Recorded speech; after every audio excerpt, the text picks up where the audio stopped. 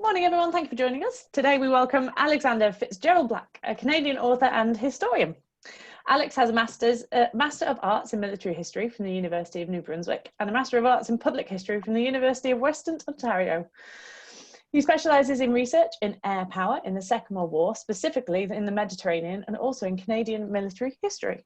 He is a member of the Juno Beach Centre Association based in Normandy, and it pays homage to the 45,000 Canadians who lost their lives during the Second World War.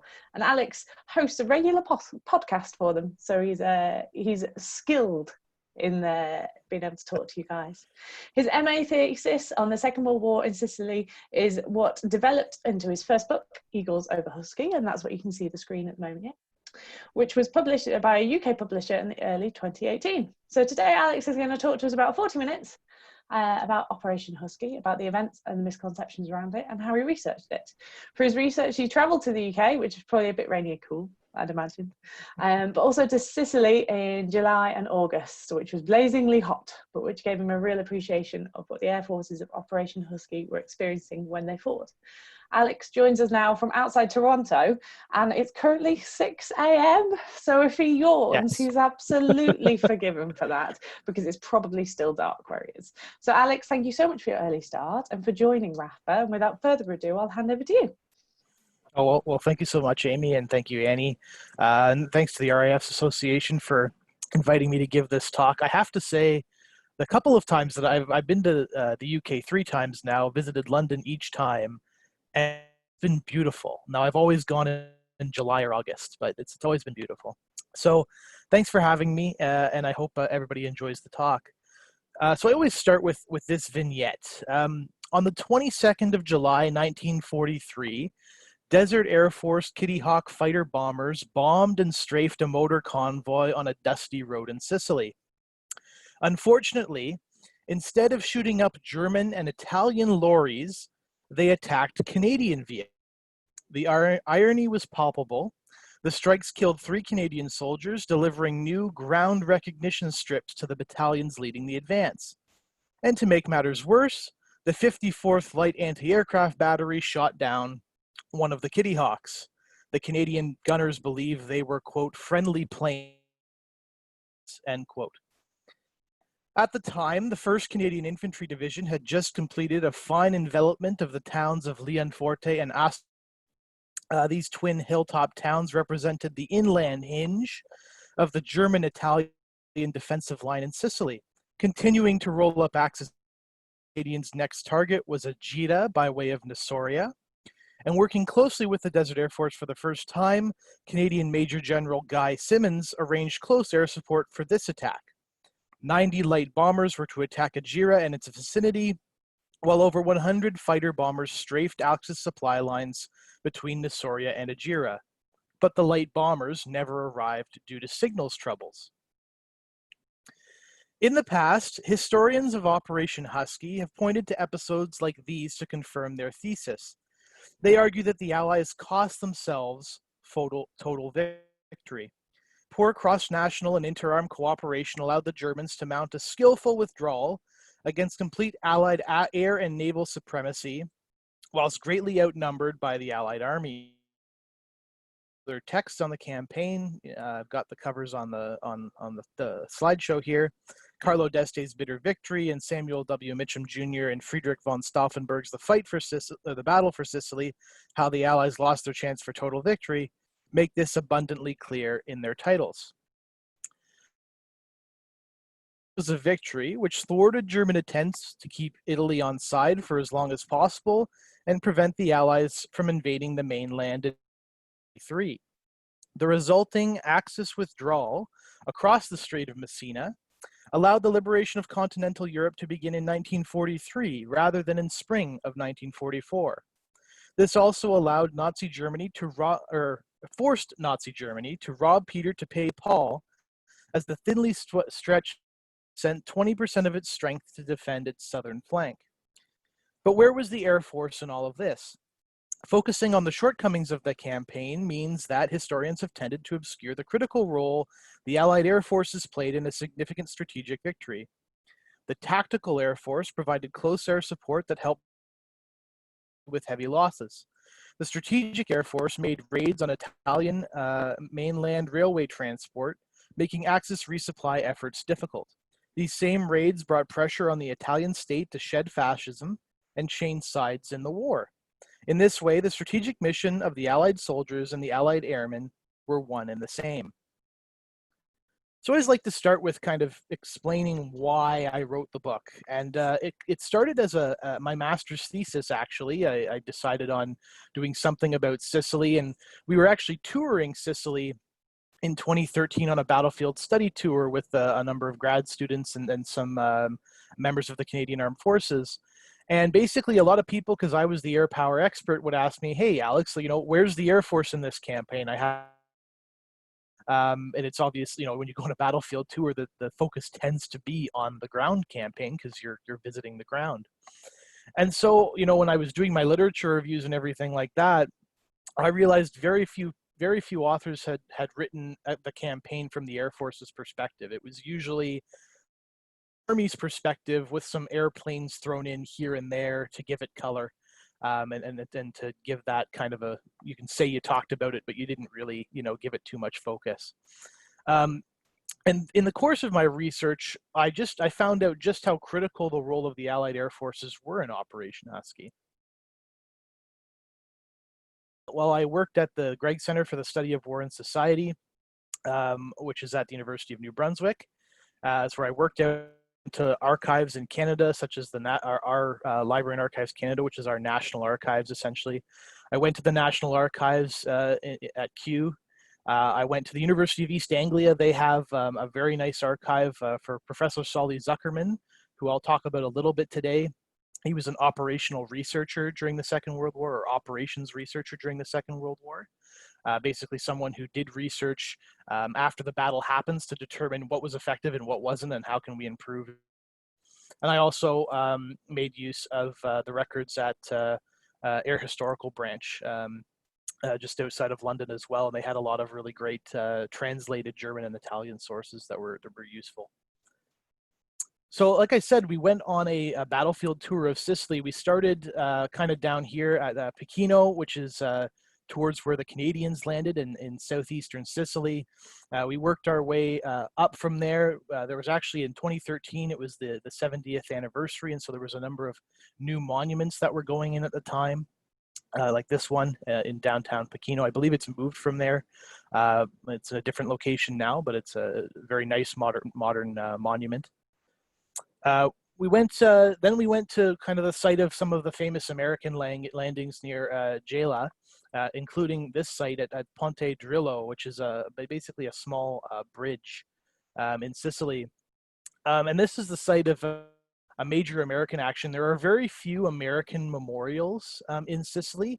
There's actually no American cemetery in Sicily. They opted to put their cemetery on the mainland in near, I believe, Salerno. And so, you don't see these monuments too often, but this is one example. And it's basically a site where, U.S. paratroopers came in and they were securing kind of this very small bridge against enemy counterattacks. And basically, there's a series of pillboxes, Italian pillboxes on a ridge line. You can see me, sitting next to them. And they were covering, and you can see in the top photo, that's kind of the ridge line. And then looking back down the road from where the car is coming, you can see, it's, kind of fields, pretty exposed terrain. I mean, there's a bit of vegetation there. And basically the Germans in particular, with Italians as well, get to the beach. And the American paratroopers managed to stop them. They had already come in and cleared out the pillboxes and used enemy counterattacks. So then we eventually worked our way up to the Canadian War Cemetery, which is up near Agita, one of the towns I talked about in my opening remarks.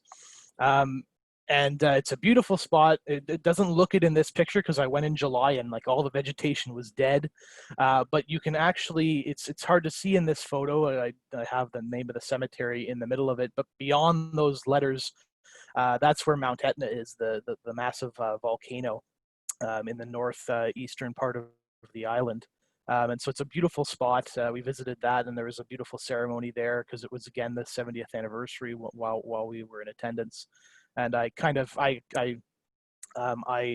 was always, I'm like a moth to a flame. I'm always attracted to the Air Force graves. There's not very many, only probably a dozen or maybe 2 dozen in that cemetery. It's a completely Canadian cemetery, and so there's relatively few Air Force graves. But I'm always interested in them because their stories I find tend to get lost just by nature of the Canadian Air Force's war. Then we got up to Messina. In the extreme, northeastern tip of Sicily, the site of kind of the famous German evacuation. And so, people were asking me, so where's the Air Force? Why didn't they stop, the German evacuation? And that's one of the questions that I'll address here today, and I address in my book. So I always like to share two maps before I really get started in the talk. This is the Army's battle. This is the battle the Canadian, British, American armies fought in Sicily. The lines of advance are on the map. The Canadians are in solid red. The British are in dotted red, and the Americans are in the dotted green. But here's the Air Force's battle.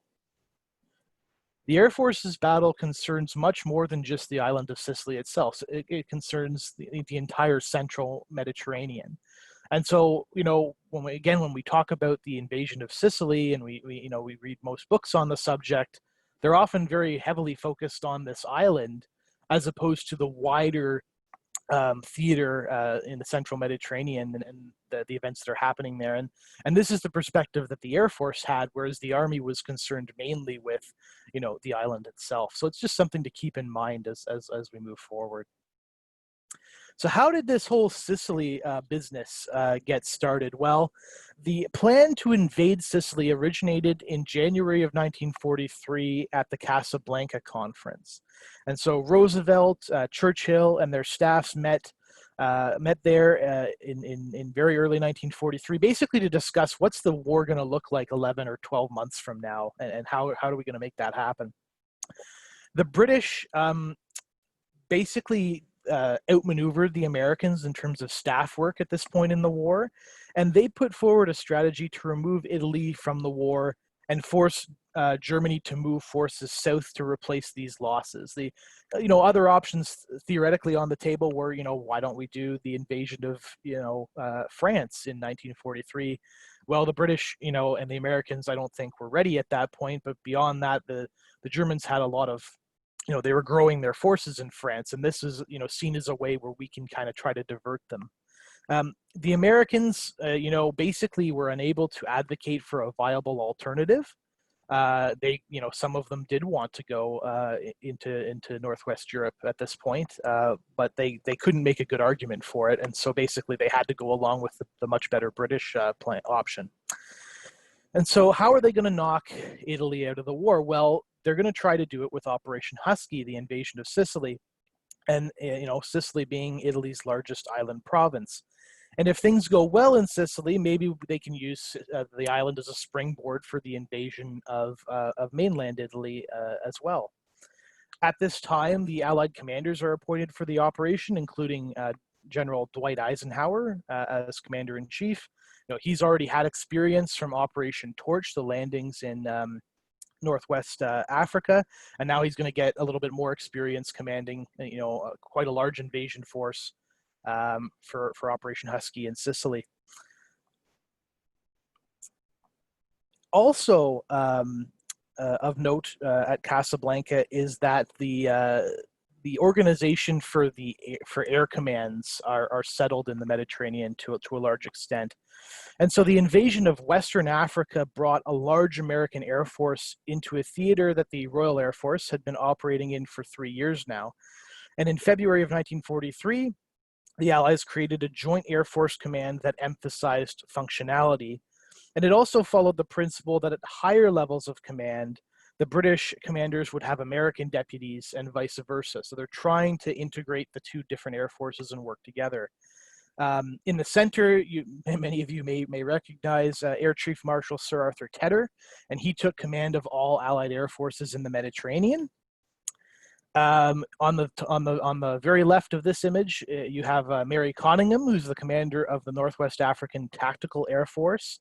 On the very right, you have an American officer, Brigadier General Lawrence Cuter, who is actually Coningham's deputy during Tunisia, but not during Sicily. But there's some interesting things I have to say about him later. And then the other man with the pipe in his hand is General Carl Spaatz, who's the kind of senior American air officer in the theater, and he commands the Northwest African Air Forces, which is composed of Coningham's Tactical Air Force, for instance, and it's also composed of top right. It's a picture of him as a major general. That's Jimmy Doolittle. He commands the strategic air forces in the theater, again under Spaatz, and then Spaatz is under Tedder. And then you have I believe he's probably, I think he's an air marshal at this point, Hugh Lloyd, who used to be the air officer commanding Malta, but is now commanding the Northwest African Coastal Air Forces out of North Africa. So under Tedder, basically the air forces operate within a priority sequence. The air force's first job is to secure air superiority over the battle space, and this primarily involves targeting German and Italian airfields, though attrition does occur in other ways as the Italians and Germans, send up their fighters to defend against Allied bomber attacks. The second priority is interdiction, basically attacking enemy lines of communication, mainly in the form of ports and railway facilities. The aim here is to limit the enemy's means of supply and reinforcement, as well as to impose losses on the enemy before they even reach the battlefield. The third priority, and this bugs the Army quite a bit, is to provide close air support, either by attacking targets agreed upon in advance or by responding to Army requests as the battle develops. These ideas and this sequence of priorities were tested in the Western Desert, especially under Canadian Raymond Collishaw and then later Arthur Conyngham. And then with Sicily, the Allied Air Forces are putting proven doctrine to work, and they're also still working to improve the way they do close air support. Also, by way of background, we can talk a little bit about Tunisia. So on the 13th of May, 1943, Axis forces in North Africa capitulated, and the Allied forces entered Tunis, the capital of that country. Axis casualties amounted to some 70,000 killed and wounded during the campaign, with 230,000 estimated taken prisoner. So very large numbers. That's why they called it Tunisgrad. It was actually quite comparable. A disaster for the Germans and the Italians to that of Stalingrad itself. Since the landings in Northwest Africa, the Luftwaffe alone, so not including the Italian Air Force, had lost 2,400 aircraft in the Mediterranean. So in about 6 months, they'd lost, 2,400 aircraft. A big part of this was Operation Flax, which had been planned by Brigadier General Lawrence Cuter to intercept Luftwaffe transports. On Palm Sunday in 1943, the Brigadier General recorded his observations. Quote, "I watched the fight over Tunis on our radar scope and heard it through my headset. All was excitement. All conversations were in the clear. Code names of units and targets were forgotten. Colloquialisms and profanities over the air identified New Zealand, Australian, English, and American pilots as they demanded room in the bloody airspace to get in on the kill. From my electronic view, the scene resembled the feeding frenzy of our Atlantic coast bluefish. By dark, the Tunis harbor was littered with some floating air cargo, ditched aircraft, and small rescue boats. On Palm Sunday, our claims totaled over 100 transports and 10 fighters. In total, Operation Flax destroyed 432 aircraft, of which 400 were transports, at the cost of just 35 fighters. The Mediterranean was quickly turning into Hitler's ulcer as he waged a global war on 3 fronts.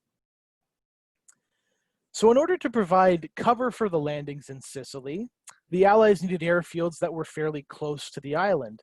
Malta, naturally provided a great base for fighters covering the Anglo Canadian landings in the southeast, but the Americans further west needed more support, and you could only fit so many squadrons into Malta. There was an Italian air base on the island of Pantelleria, and the Allied bomber forces set about bombing it into submission.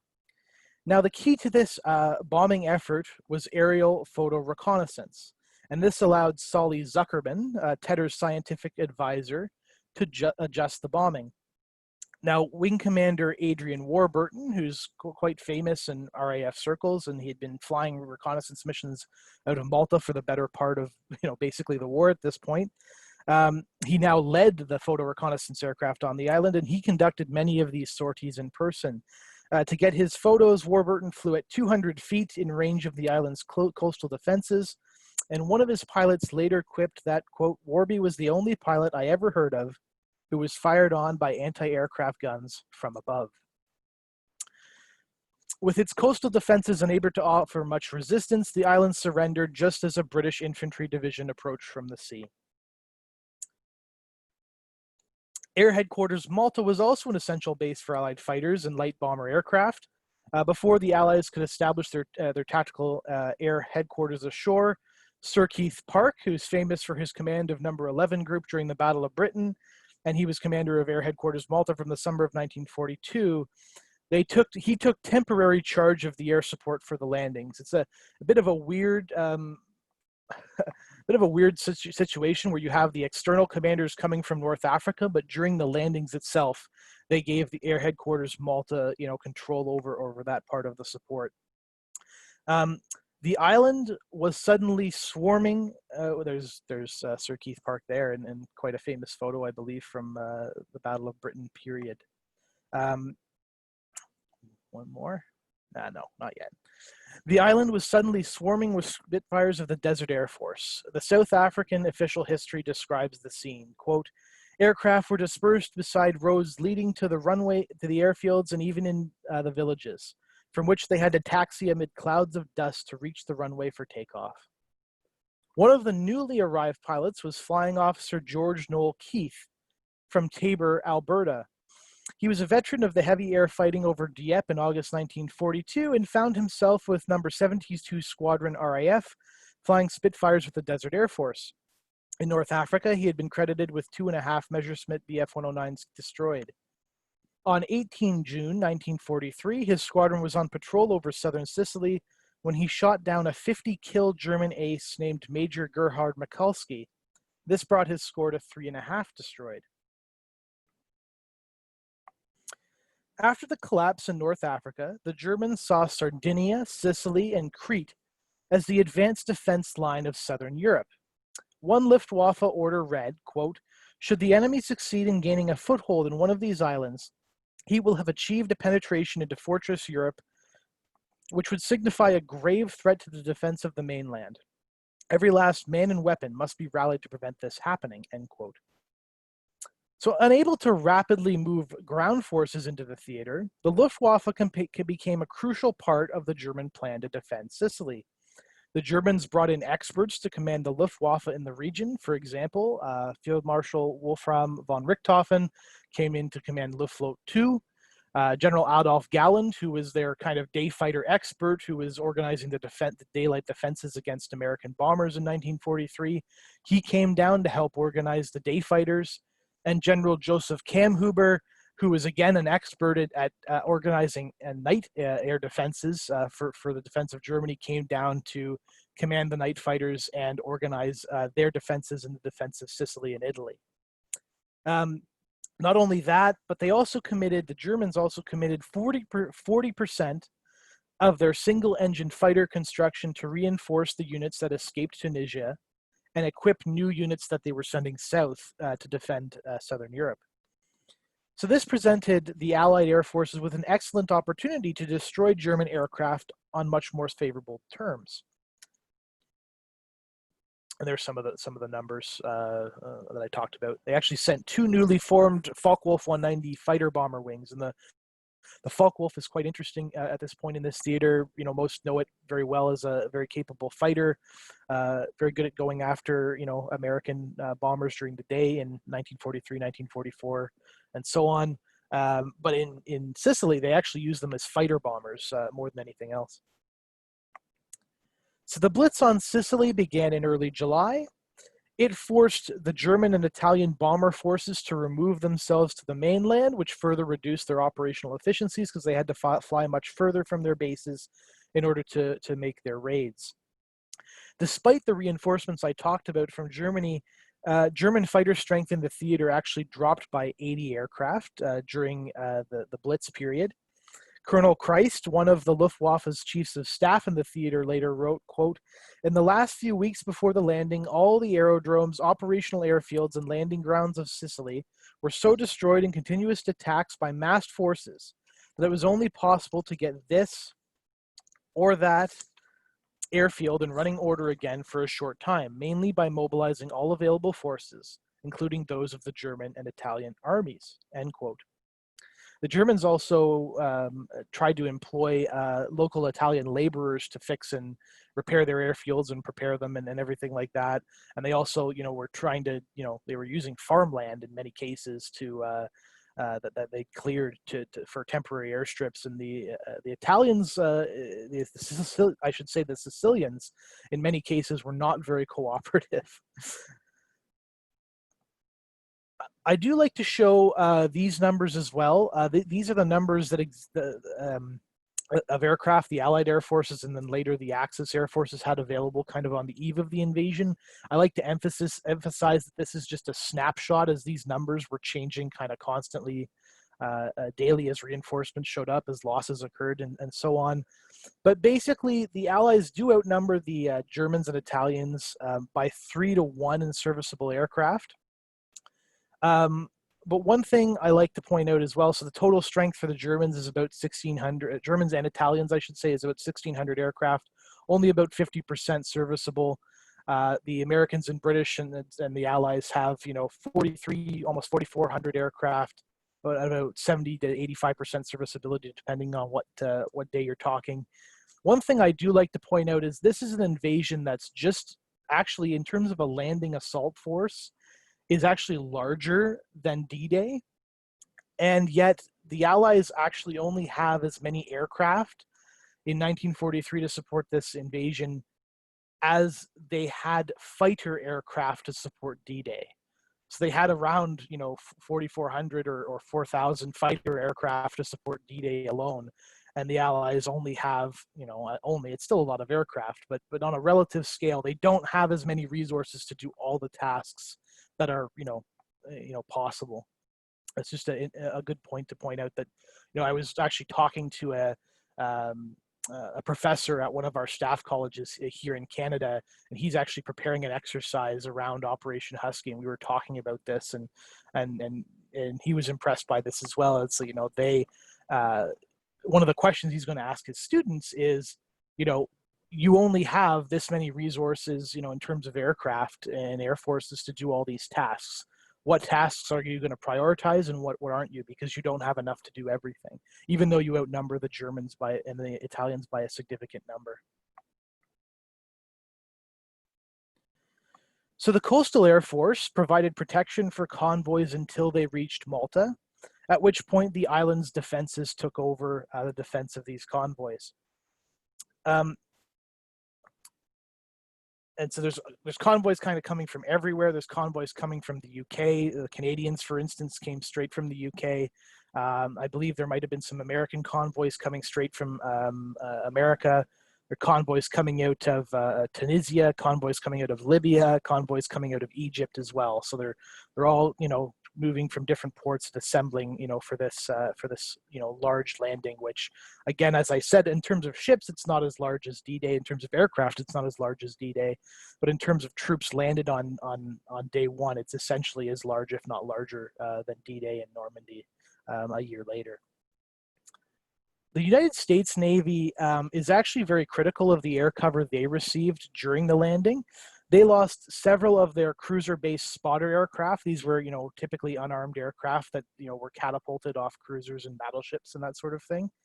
But I included this photo. Well, it's not a photo. I should say it's an artist's sketch of a P-38, and this is, I believe it's an F-5 variant, which is a photo reconnaissance variant, and this is it over the American beaches. At least it's depicted that way.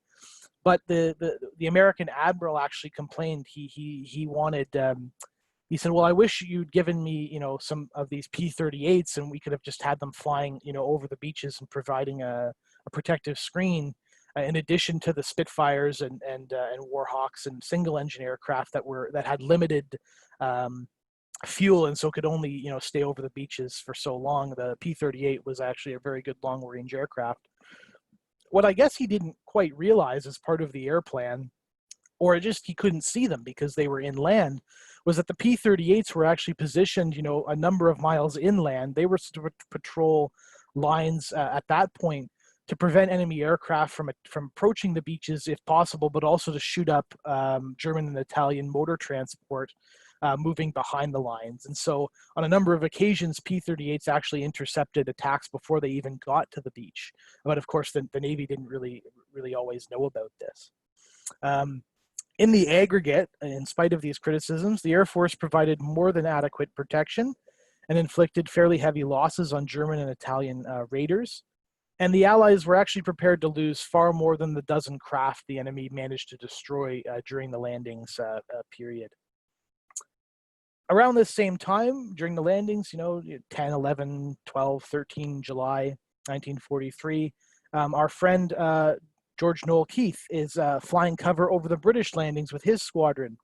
He destroys 2 aircraft on the second day of the invasion, and that makes him an ace. He's got 5.5 destroyed.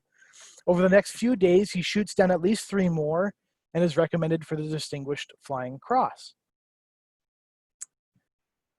Now, the Luftwaffe and Regia Aeronautica, or the Italian Air Force, begin abandoning Sicily on 13 July because many of their airfields were compromised by the Allied landings. The Allies landed in certain locations basically for 2 reasons. One is to secure ports, and the other was to secure airfields. And so with their airfields threatened in many ways, that the Germans and Italians need to start getting out of there. The Luftwaffe's evacuation is complete by the 17th of July, and both of the Axis air forces leave behind over 1,000 aircraft in various states of damage. Some of these were actually rapidly made flyable and were used by arriving Royal Air Force and United States Army Air Force crews. Now, of course, some of these aircraft were, the wrecks of, the campaign against Malta in the number of years before, but regardless, they were unable to remove any of them, even for spare parts or anything like that. So that's what they left behind. The Allied Air Forces then moved in as the airfields were liberated and made available by Royal Air Force servicing commandos. The fighters moved first, followed in subsequent days and weeks by fighter bombers and then light bombers. The tactical bomber force would be largely established on the island and on Malta by the time of the final Allied push on the island in early August. And it took some time to build up again. Meanwhile, Mussolini and Hitler meet in northern Italy at Feltre. And Mussolini's instructions, he's a dictator, but he still technically answers to the king and that sort of thing. He's told that you need to get Italy out of its commitments to Germany, and you need to get us out of the war. But during this meeting, as he's kind of trying to do that, he's drowned out by an irate Hitler who complains of the losses his air forces are experiencing, in Sicily and in Italy. Basically blaming the Italian ground organization for a lot of the losses. On the very same day, the Allies bomb Rome, targeting aerodromes, industry, and marshalling yards. The aim is to influence the Italian government to sue for peace and to paralyze the Italian railway system linking central Italy with southern Italy. The Allies are successful on both counts, although they kill an estimated 1,000 to 2,000 civilians in the process. But with the trains no longer running on time, Mussolini is finished. King Victor Emmanuel III deposes Mussolini and replaces him with Marshal Pietro Badoglio. And Badoglio is on the right. Mussolini, as you'll probably recognize, is on the left, and the king is in the middle there. And the new government's mandate is to seek an armistice with the Allies. So we've basically already accomplished one of our major strategic objectives here, 2 weeks into the battle. The Germans, for their part, they kind of realize this is kind of what's going to happen. And so they want to hold on to the island as long as possible to keep the Italians in the war as long as possible, but also to buy time for their forces to take over Italy. So until the armistice can occur, the Allied air forces must continue supporting the army. They provide on-call air support and conduct armed reconnaissance behind the lines. Fighter bombers strike German and Italian convoys when they are forced to move along major roads during the day to resupply and shore up defenses. But close air support is a risky business, and the enemy has plenty of anti-aircraft artillery. For instance, on the 4th of August, Knowles' squadron is flying a mission escorting bombers to their target in support of the army. After the bombers complete their run, the Spitfires remain in the area to attack targets of opportunity. Knowles' Spitfire is hit by flak during a strafing run. He's unable to maintain height, and so he gets over the sea and bails out, but hits his leg on the aircraft's tailplane. He's picked up by an air-sea rescue aircraft and rushed to a nearby military hospital, but he later dies of his wounds. And back in Alberta, the photo on the right is his parents accepting his Distinguished Flying Cross in 1944, posthumously. The literature on Operation Husky would tell you that the big story is the German army's escape to the mainland. My research suggests that this emphasis is fairly overblown. There was a German propaganda effort to sell Sicily as a Dunkirk-like victory at a time when Germany was reeling from the pending loss of a major ally, failure at Kursk on the Eastern Front, and the firestorm in Hamburg, which killed 37,000 in the month of July 1943. The anti-aircraft guns in the Messina Strait, and I've got some of the numbers up there on the screen, made attacks on relatively small German and Italian coastal vessels very inaccurate. Now, the Allied air forces did not unleash their full potential at this point. The Navy was also uncomfortable with entering the straits in a big way, and so they couldn't provide the physical barrier necessary to stop the evacuation, because they were worried about the heavy coastal fortifications in the area. Still, the German units that did escape suffered very heavy losses in the fighting on the island. I guess I thought I had my numbers on there, but anyway, the German evacuation totaled 38,000 men, 10,000 vehicles, including 94 assault guns and 50 tanks, nearly 15,000 tons of fuel, ammunition, and equipment. The Germans used 4 different evacuation routes during the course of the evacuation. Sometimes they had to shut certain ones down due to bombing and that sort of thing, but this gave them the flexibility to continue operating. And there was a heavy flat cone on both sides of the strait, and with anti-aircraft guns aboard vessels. And the Allies actually had much greater success hitting craft outside of the flak zone. So up towards Palmi, for instance, the Allies actually managed to hit a number of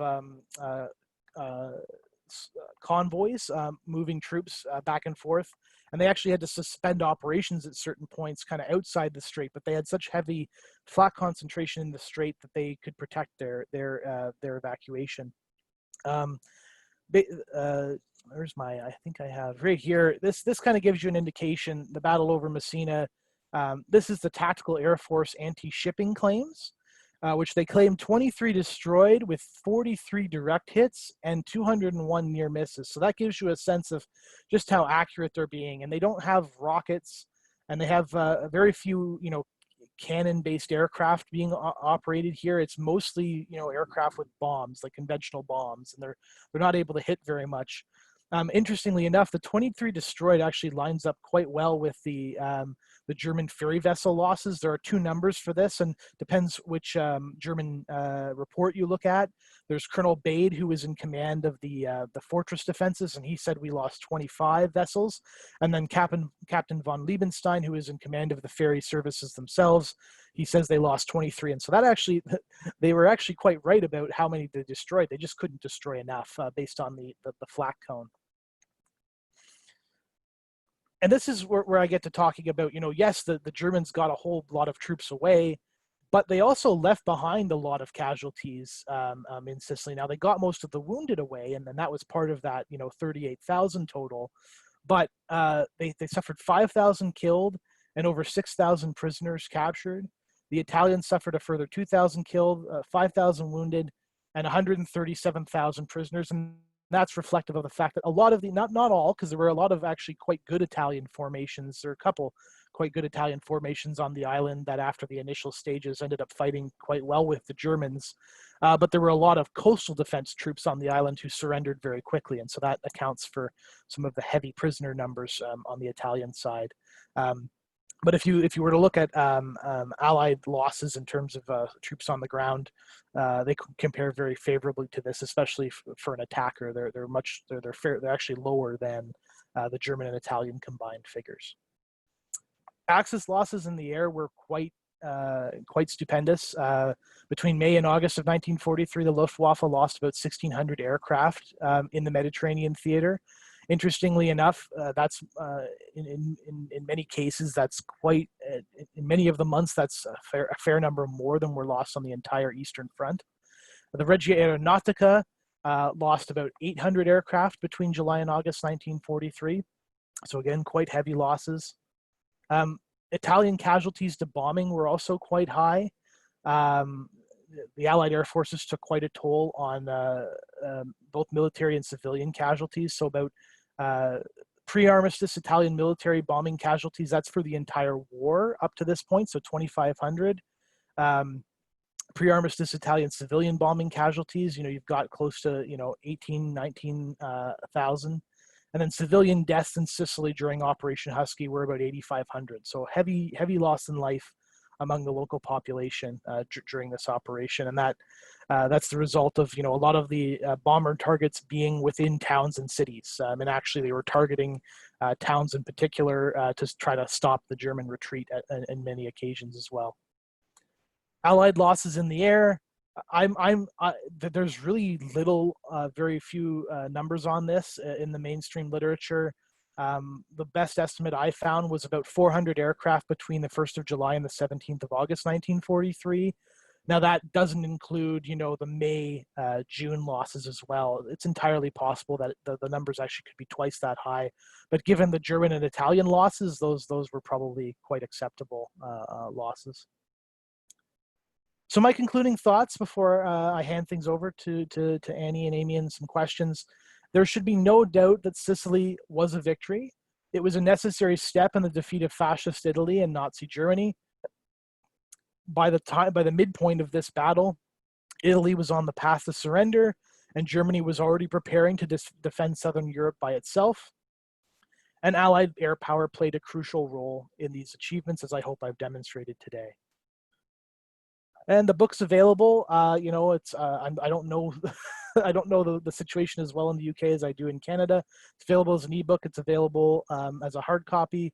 If you really want a signed copy, I could ship you one, but it's going to cost a little bit to ship it from Canada. But please, feel free to contact me at my email there, alexfitzgerald.black@gmail.com, if you have any questions after the call, or you can find me on Twitter at Alex Fitzblack. So thanks so much for listening today, everybody. Thank you so much, Alex. That was fascinating. We've got a few questions, if that would be all right. Absolutely. So the first one is, do you know if it was the first time there was such cooperation between different forces, US and UK, and between armies and air forces? Was it a test, or had it been done elsewhere?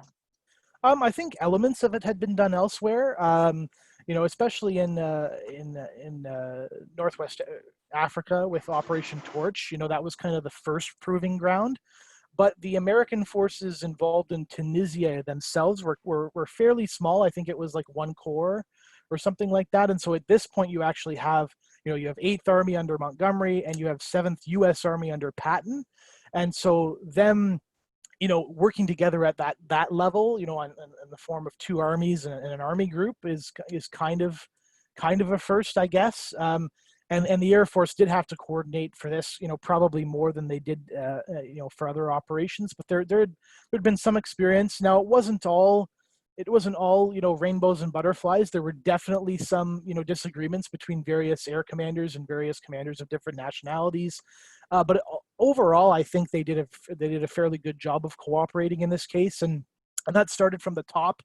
Again, Eisenhower had a very, he was a very diplomatic commander, and then Tedder as well was quite good at, knocking heads together when he had to get people to cooperate. There's that famous incident in the movie Patton, where Conyngham and Patton get into it, and Tedder does his best to try to sort that out as well. So not everything is perfect, but there's certainly, I think it's a lot of it's a reflection too of just, you have a lot of, I think in these situations, you have a lot of A-type personalities who want to have their say, and they want to do the best for their troops, and they bring their perspective, and then the Air Force brings a different perspective, or the a certain commander brings another perspective, and so they have to kind of knock their heads about to get things together to find a compromise, and that's not surprising. So. Thank you, Alex. We've had a comment that says, I never realized the size of this battle, especially in comparison to D-Day. Yeah. I mean, in terms of follow-up, it's not nearly as big as what Normandy would turn into, but it's, in terms of the initial assault, this is the largest amphibious operation that had ever been attempted up until that point in the war. And in fact, as I said, in terms of the assault force, it depends what you count, right? Like when I talk about D-Day, I always say it's the largest combined operation because there's more air, sea, and land forces than anything else. It's not the largest operation in history because some like army stuff on the Eastern Front dwarfs D-Day, right? But everything together, that's a different story. This is, a decently close runner-up, but of course, in terms of aircraft and Navy, it's not nearly as big as D-Day. Thank you, Alex. So I've got a question about George Noel Keith. Yes. How does he get half claims on German/Italian aircraft shot down? Is it a shared claim? The person's put that it made them laugh. Yes. No. Yeah. It depends, I guess. Some people write them out as shared, and other people write them. They give halves or thirds away, and depending on how many times it's shared. So I use the simple math that way, just to kind of give you an impression of when he actually became an ace. But you're right. It's a shared claim. He had one shared claim. Thank you, Alex. I've got another question. Where did you do your research when you were in the UK? What sources did you go to? And are there similar groups of records for Italy to our National Archive in Kew? Oh, absolutely. Kew is one of the bigger spots, and so the Mediterranean Air Command after Sicily, when they go on into Italy, later becomes the Mediterranean Allied Air Forces. And there's a huge selection of records at Kew for that. So if you're ever interested in the Allied Air Forces in the Mediterranean, post Sicily, there's tons on that period. There's obviously plenty on this period as well. Like I said, I also went to the Air Historical Branch at RAF Northolt, and I also went to the Zuckerman Archive at the University of East Anglia, which is a fascinating archive because Solly Zuckerman was one of the leading operational researchers during the war. And his papers are really interesting to look at because he's done all sorts of studies. The neat thing about Sicily is it's kind of the first time we're occupying enemy territory. And so when we go in, and he does an assessment of the Sicilian railway system afterwards, and determines how effective was this, did it work? And the answer was essentially yes. We were able to paralyze the system, and a lot of those learnings went into how we're going to prepare for D-Day and what we're going to do in terms of bombing the French railway system to try to achieve the same effect. There we go. Thank you, Alex. We've had a comment saying that photo of Noel's medal and his parents accepted the DFC is really moving. Yes. His dad's face says it all. Such pride. I had a question here. Were the Sicilians interested in helping your research? You mentioned that they were not cooperative with the Axis force. You know what? I don't speak Italian. I didn't really engage the locals all that much when I was there. We had some members of our battlefield tour who did, but there is a lot of really good work being done by local Sicilian historians, especially folks that are really interested in wrecks and stuff like that. So, if I was to do everything again, now that I know all these people exist and everything like that, I would definitely engage with them more. But there's actually been a couple of really good books. I haven't read them. I just assume they're good. Out in Italian on this very subject as well. And they have a real good inside scoop into some of the Italian sources, I'm sure. Thank you, Alex. I've got a question here from Mark. Mark says, excellent research, thank you. Did the Allied Air Forces suffer frequently from friendly fire incidents as the airborne did on their drops? Yes. In fact, at one point, Warburton, who I introduced during the talk, he was flying reconnaissance sorties over the landings, and he kept getting shot at by the U.S. Navy. And so he actually went out, him and a couple of others, like a squadron leader, maybe 2 squadron leaders, went out in fully armed Spitfires, and actually they were just so pissed, they went up and just tried to find the first German aircraft they could find and try to shoot it up, because they were not very impressed. They actually had a lot of problems, and if you were to get my book and you could read some of the research in it about that period, one of the things that often happened was the Allied aircraft would go to engage, German aircraft approaching the landings, and they'd be shot at by the anti-aircraft fire, and they'd have to break off. And so it wasn't very well coordinated at that point. And Sir Keith Park, who was in command of all this, after the battle had come and gone, he actually wrote quite a good report that came up with some really neat ideas on how to, mitigate some of these circumstances. For instance, they would give above a certain altitude, they would give single engine aircraft, free roam essentially, and that sort of thing. Eventually, a lot of people attribute, I didn't really find this in my research, but a lot of people attribute the losses and the friendly aircraft fire to the D-Day invasion stripes that were painted on aircraft before D-Day. I'm sure that's probably the case. I just didn't see any direct links to it in my research. Thank you, Alex. And finally, a question about where you can buy your book, which I know you mentioned just briefly, but I believe you can find it on Amazon, can't you? Yeah, Amazon quite easily. The publisher is Helion Books out of the UK, so you can look them up as well. And it's available as an ebook too. So I don't know what the ebook situation is out in the UK. Kindle is probably an obvious one, I guess, but I'm sure you can find it there, and it's actually, lovely. I think it's a much better price as well that way. So if you're into that sort of reading, then enjoy. Thank you so much, Alex. That's perfect. Thank you so much for your time today. We have a little bit of a tradition on these calls, which is to raise our mug to you. So I raise my mug to you to cheers you. We're very grateful for your time, especially as you started so early today, Alex. So we're very grateful. No problem. This was a lot of fun and grateful to reach your audience. So thanks everybody for tuning in. You're very welcome. Thank you, Alex. And everyone, thank you for joining us. We have got another session on Friday. That's with Group Captain Nick Robson. And then next week's programme is all around the Battle of Britain as we lead up to the 80th anniversary. So we've got lots of exciting stuff coming up. So please keep in touch. It's opconnect at rafa.org.uk. That's OPCONNECT at rafa.org.uk. Any questions, pop through there. Thank you, Alex. Thank you, everyone, for joining us. Have a lovely rest of your day. Thank you.